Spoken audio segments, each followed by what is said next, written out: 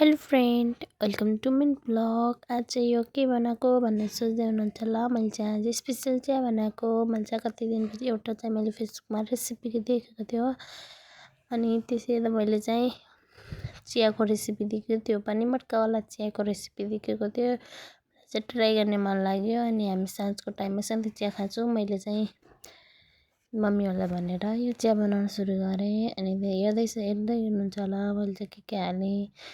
यो चाहिँ हाम्रो दियो हुन्छ नि, हो दियोमा मैले राम्रोसँग धोएर उसलाई, अरू चाहिँ दियो थिएन, यही थियो। यसलाई धोएर मैले उसमा राखिदिएँ। त्यहाँदेखि मैले यो चाहिँ हो अदुवा अनि तुलसीको पत्ता, लौङ, काली मिर्च अनि इलाइची सबै कुटेर चियामा हालिदिने हो। अनि त्यहाँदेखि मैले चाहिँ गुडवाला चिया बनाएको थिएँ हो।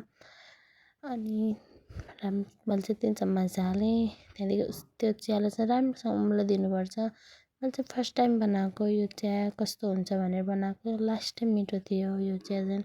मैले 1 कप दुध हालेँ। त्यहाँदेखि त्यसलाई चाहिँ राम्रोसँग उम्लन दिनुपर्छ हो।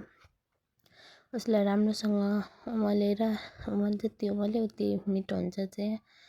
अनि त्यहाँदेखि उस ग्यासलाई बन्द गरेँ अनि यो दियालाई चाहिँ मैले निकालिदिएँ। अनि यसलाई निकालेर मैले चाहिँ कपमा हालेँ चिया। लास्टै मिठो भएको थियो यो। तपाईँहरू पनि बनाउन सक्नुहुन्छ यस्तै गरी चिया। एक दिन बनाएर मलाई कमेन्ट गर्नु होला कस्तो छ भनेर। फाइनली हाम्रो चिया रेडी भयो। सो साथीहरू बाई बाई, नेक्स्ट भिडियोमा भेटौँला।